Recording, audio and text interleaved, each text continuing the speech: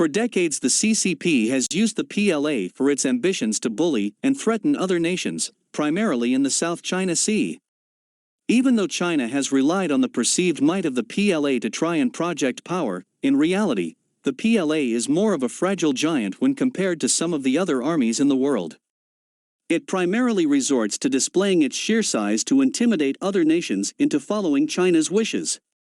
But the raw size of the PLA is deceptive, and in some cases also its biggest weakness.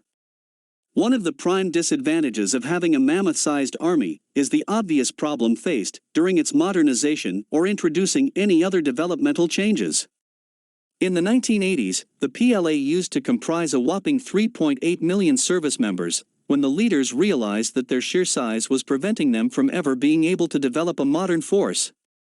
One of the first chinks in the PLA's armor is China's policy of conscription.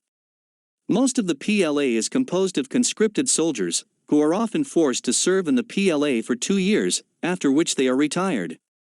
Due to this, many of PLA's soldiers hardly undergo any rigorous military training. According to an article titled China's Conscription Cycle, Challenges, Vulnerabilities and Opportunities published in Small Wars Journal, China requires 450,000 conscripts, 20% of the total force, each year to maintain its strength.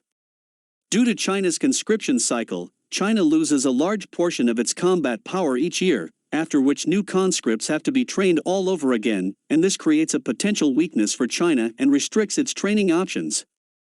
This glaring weakness primarily affects the PLA ground combat forces. Moreover, all PLA operational units suffer from an understrength dilemma for a few months each year.